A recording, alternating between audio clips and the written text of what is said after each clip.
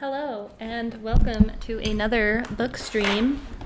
This is chapter 12 of The Fires of Merlin, and that means yesterday we read chapter 11. And in chapter 11, Ernalda turned on Merlin and stole his powers and told him that essentially some person killed the dragon's little babies, and that she convinced Valdir that it was Merlin, even though he didn't do it. He didn't kill his babies. But Valdir thinks he does, and so now he's mad. And so he agreed to not kill Ernalda and all of her people if she got Merlin to come there and give himself up. So that's what he's mad about it. But anyway, he doesn't have powers right now, and it's bad. But chapter 12, To Circle a Story. Just then, one of the huntsmen cried out. All of us turned to see a large doe bounding across the darkened plateau. With grace and speed, she sprinted over the rolling plain like a flying shadow. I could not tell whether it was the same wide-eyed doe from the gully. I could only hope that her legs would soon carry her far away from this land of ruthless hunters and traitorous allies. Venison. Arnalda clacked her tongue. Quick, before it be gone. Before she had finished her sentence, the arrows were already nocked. Both dwarves, brawny arms bulging, drew back their bows. This time I felt sure at least one of the arrows would find its mark, and this time I could do nothing to prevent it. An instant before they let fly, the doe leaped high into the smoke-streaked air. For a heartbeat she hung there, floating, the perfect target. Shoot! Commanded Arnalda. I said! An immense bulk suddenly plowed into her from behind. With a terrified screech, she flew into the pair of dwarves, sending their arrows skittering across the ground. The huntsman, just as surprised as Arnalda, collapsed under her weight. Apparently stunned, she lay on top of them, moaning. The recently shortened dwarf tried to free himself and stand, but tripped over his loose leggings. He landed directly on Arnalda's face, crushing one of her shell earrings. Simultaneously, a huge rack of antlers scooped me up and lifted me into the air. I toppled backward, falling across an enormous neck bristling with fur. The stag. All at once, we were bounding across the plain. It took all of my strength just to hold on, my legs entwined with the antler points and my arms wrapped around the powerful neck. Coarse fur scratched my cheeks as the great body bounced beneath me. Soon the cries of the dwarves faded away, and all I could hear was the pounding of hooves. I had no idea how long I rode this way, though it seemed half the night. The muscles of the stag's neck felt as hard as stone. Pound, pound, pound. At least once I fell off, thudding into the ground. In a flash, the antlers scooped me up again, and the brutal ride continued. Finally, dazed and bruised, I tumbled off again. This time, no rack of antlers retrieved me. Rolling onto my back, I felt the coolness of wet grass against my neck. My battered body gave way, at last, to exhaustion. Vaguely, I thought I heard voices, almost human but different somehow. Finally, my head pounding as incessantly as the hooves, I fell into a heavy slumber. When I awoke, it was to the sound of a stream. Water bounced and splattered somewhere nearby. Finding myself face down in a bed of grass, I turned over stiffly. My neck and back ached, especially between my shoulders. Bright light. The sun rode high above, warming my face. The air, while still mildly smoky, seemed lighter and cleaner than last night. Last night? Had all that really happened? Despite the painful stillness of my back, I sat up. Suddenly I caught my breath. There, seated on a toppled tree trunk beside the bubbling stream, sat a young woman about my own age. For a long moment she and I sat in silence. She seemed to be looking past me at the stream, perhaps out of shyness. Even so, I could tell that her immense brown eyes were watching me cautiously. Handsome did not describe her, just as I well knew it did not describe me, yet there was a strong, striking air about her nonetheless. Her chin, unusually long and narrow, rested upon her hand.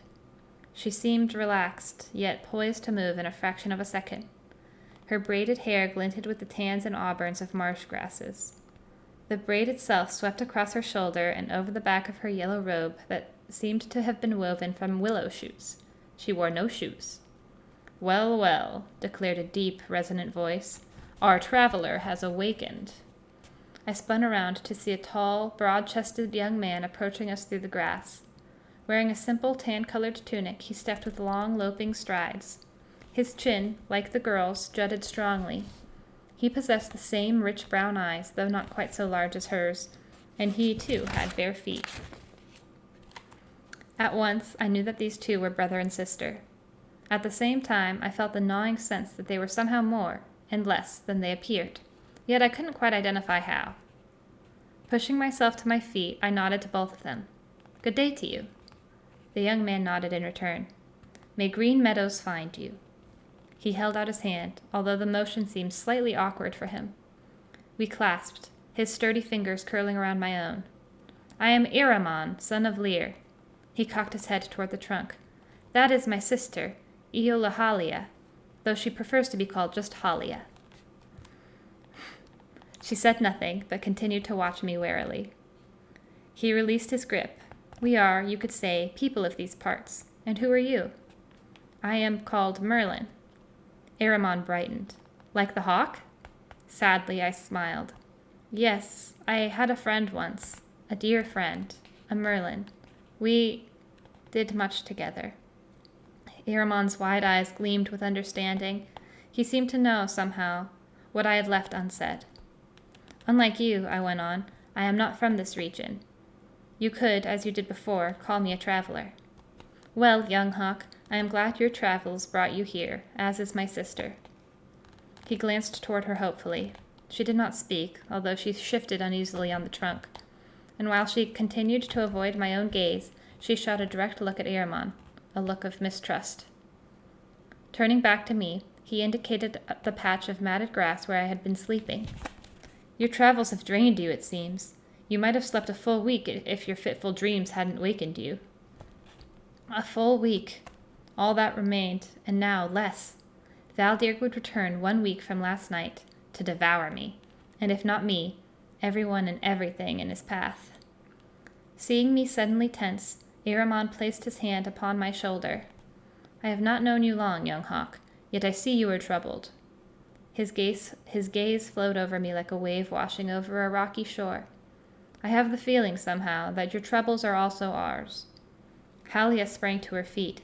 "My brother!" She paused, hesitant, before saying any more. At last, in a voice quieter but no less resonant than Aramon's, she asked, "Shouldn't you wait? You are, perhaps, too quick to trust." "Perhaps," he replied, "yet the feeling persists." Still, without looking straight at me, Halia waved in my direction. "He only just awoke, after all. You haven't even circled story with him." Puzzled, I watched Aramon close his brown eyes thoughtfully, then reopen them. "You are right, my sister." He turned to me. "My people, the Melwyn Bremyth, have many traditions, many rhythms, some of which have come down to us all the way from distant time." With the agility of a sparrow turning in flight, he moved to the stream's edge and knelt by a strip of soft mud. "One of our oldest traditions," he continued, "is to circle a story, as a way of introducing ourselves. So in meeting someone from a different clan, or even different people, we often invoke it." "What does it mean, to circle a story?" Aramon reached into the stream and pulled out a slender gray stone. He shook the water from it, then drew a large circle in the mud. "Each of us, starting with you as the newcomer, tells part, but only part, of a tale." Using the stone, he divided the circle into 3 equal portions. When we have finished, the parts combine, giving us a full circle and a full story. I stepped to the stream bank and knelt beside him. "A wonderful tradition, but must we do it now? I am, well, much better at listening to stories than telling them, and right now my thoughts are elsewhere. My time is short, too short. Indeed, I really should go." Under my breath I added, though I'm not quite sure where. Halia nodded, as if my reaction had confirmed her suspicions. "Now, see there," she said to her brother, her voice still hesitant, but urgent all the same. "He does not like stories." "Oh, but I do." I pushed some hair off my brow. I've always loved stories. It's miraculous, really, where they can take you. Yes, agreed Aramon, and where they can keep you. He studied me. Come, young hawk, join our circle. Something behind the rich brown eyes told me that staying a moment longer in this particular place with these particular people could be important, and that my part of the story would be heard with interest and judged with care. All right, then, I replied. How do I begin? However you like. I bit my lip, trying to think of the best way to start. An animal. Yes, that felt right. One who lived as I did now, alone. I filled my lungs with air. The story begins, I declared, with a creature of the forest, a wolf. Halia started at my choice. Even her brother, whose wide eyes continued to scan me, flinched. I knew, beyond doubt, that I had chosen poorly, yet I could not be sure why. This wolf, I went on, called himself Heviad, and he was lost. Not on the ground, but in his own heart. He wandered through the high hills, exploring and sleeping and hunting wherever he liked. He sat for hours upon his favorite stone, howling to the pearls of the night sky. Yet his forest felt more like a prison, with every tree another bar on his cage. For Heviad was alone, in ways he could not fathom. He hungered for answers, but he didn't even understand the questions. He longed for companions, but didn't know. My dry throat made me cough. Didn't know where to look. Aramon frowned, whether from sympathy or dismay I could not tell. Yet I knew, as did he, that my portion of the story had finished. Deftly wielding the stone, he began to draw on the upper third of the circle. A symbol, I realized, of my part of the story. But instead of the head or a body of a wolf, as I myself would have drawn, he drew a paw print, the wolf's track. Looking not at me nor at Halia, but at the circle, Aramon began to speak. Heviad did not realize, he intoned, that the forest was no cage of bars, but an endless maze of overlapping trails. Where one trail ended, another one began.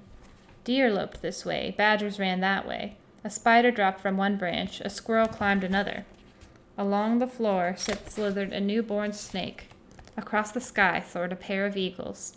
Each of these trails connected to each other, so that when the wolf padded along the ridge by himself, he was really traveling alongside all the others.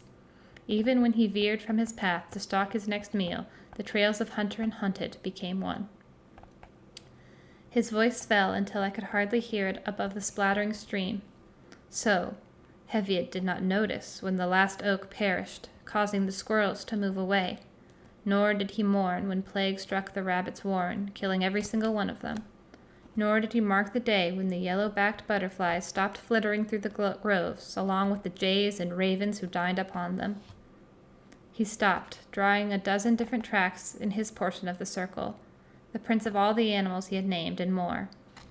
As he was finishing, Halia stepped closer, still avoiding me with her round eyes. For a moment she peered thoughtfully at the drawing in the mud, while playing with her auburn braid. "The forest," she began, "grew quieter. By the day, so very quiet. Fewer birds chattered in the branches. Fewer beasts strolled through the underbrush. From his stone on the ridge, though, Heviad howled more often. He howled from greater hunger, since food was more scarce, and he howled as well from greater loneliness." Bending gracefully, she took the slender stone from Aramon's hand. She started to speak again, then paused for a while before the words finally came. The day arrived that a new creature entered the forest. With deep, harsh strokes, she filled the remaining portion of the circle with another track, the booted foot of a man. This creature came, with arrows and blades. Stealthily, craftily, he approached Heviad's howling stone. No birds remained to rise skyward in warning. No animals scattered from his path, and no one was left to mourn when the man killed Heviad and cut out his heart. Okay, my friends, that is the end of chapter 12. So tomorrow we will read chapter 13 called To Run Like a Deer. So thank you for joining me, and I hope to see you all again tomorrow. Have a wonderful night.